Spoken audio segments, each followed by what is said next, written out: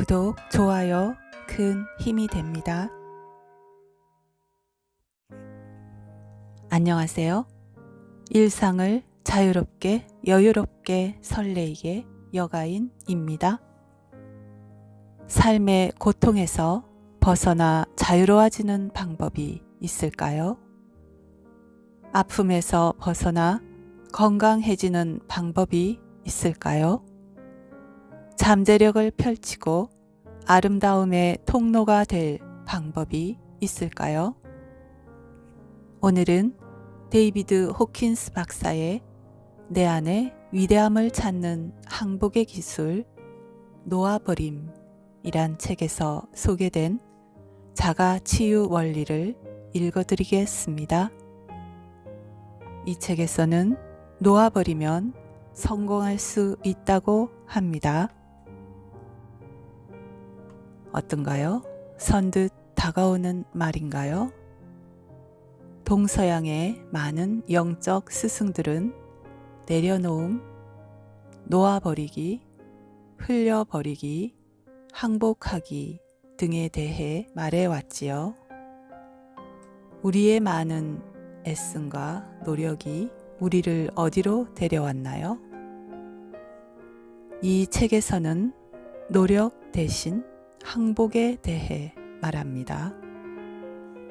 놓아버림은 총 427쪽에 달하지만 신체적, 정서적 문제가 항복하기를 통해서 어떻게 해결 가능한지 그 원리를 이해한다면 이 책의 핵심을 이해했다고 볼 수 있습니다. 데이비드 호킨스 박사는 1952년부터 정신과 의사로 재직했고 미국 정신의학회를 비롯한 수많은 전문가 조직의 종신회원으로 활동했습니다.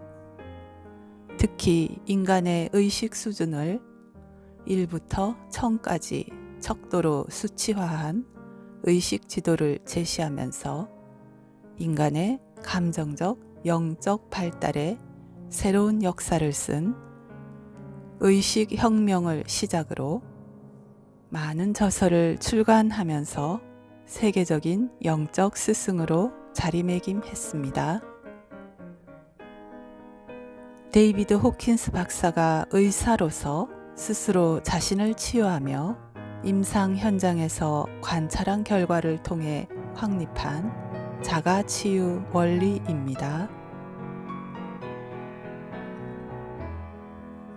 놓아버림은 무거운 물건을 떨어뜨리듯 마음속 압박을 갑작스레 끝내는 일이다. 놓아버리면 마음이 놓이고 가벼워지는 느낌이 들면서 한결 기쁘고 홀가분해진다.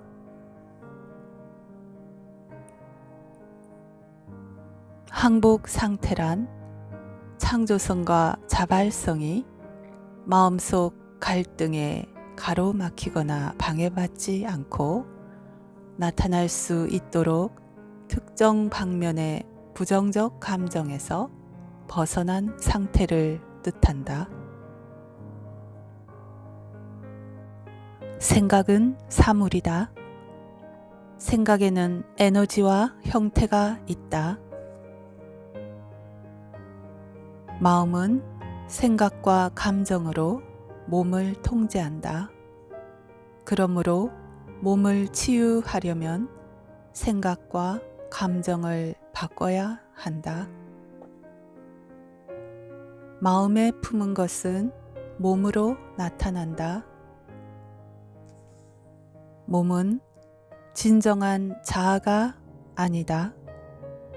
몸은 마음이 통제하는 꼭두각시 인형과 같다.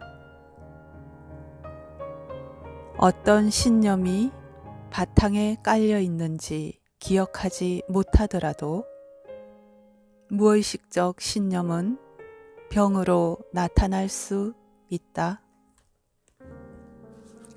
병은 억제하거나 억압한 부정적 감정에 생각이 합쳐져 생긴다.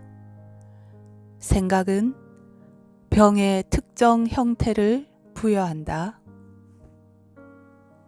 의식적으로나 무의식적으로 다른 병을 제치고 특정 병을 선택한다.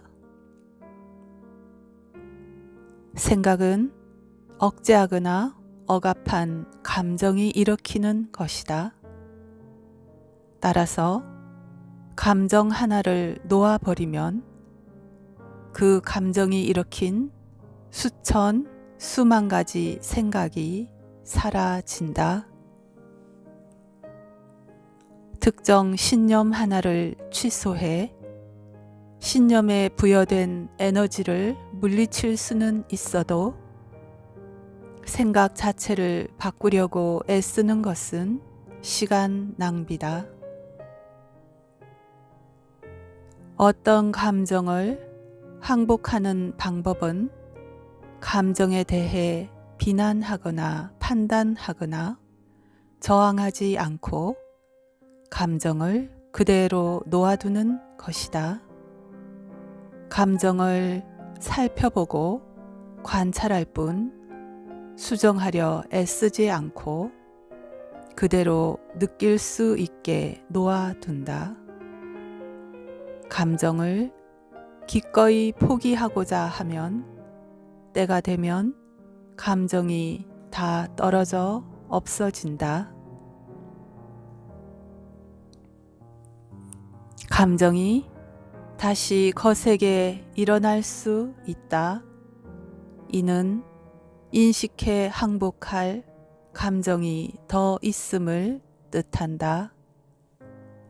어떤 감정을 항복하기 위해서는 때로 이런 감정이 있으면 안 된다라는 죄책감 같은 특정 감정을 포기하는 것으로 시작해야 한다.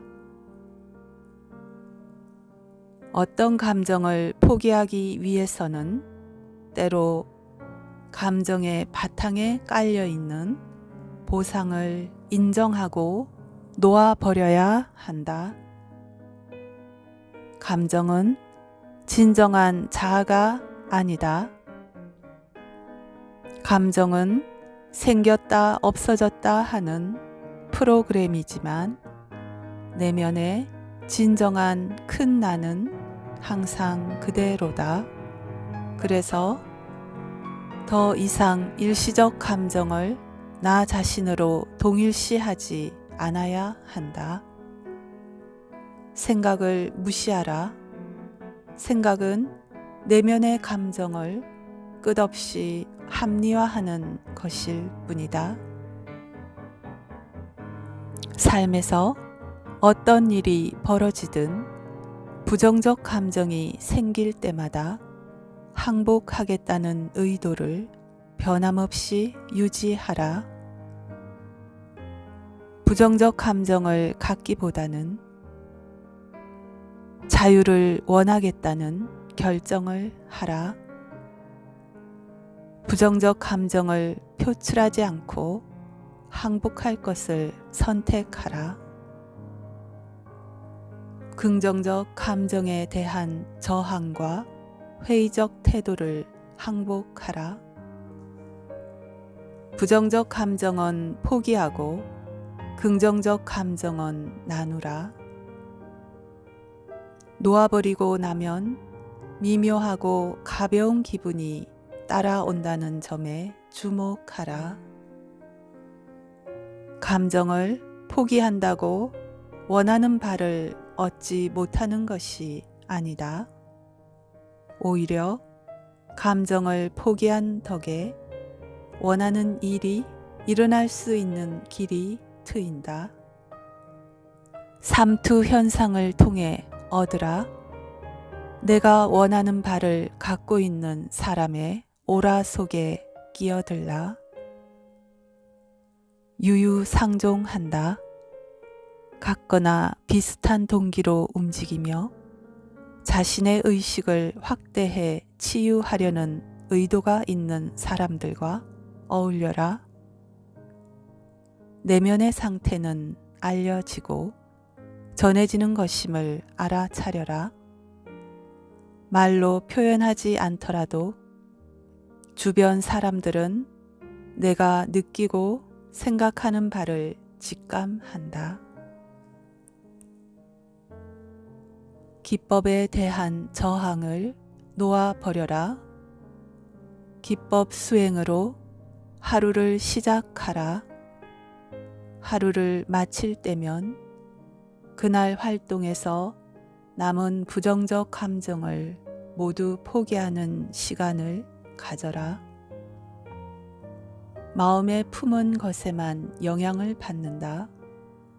부정적 생각이나 신념에 영향을 받는 것은 그것이 내게 적용된다고 의식적이나 무의식적으로 이야기하기 때문이다.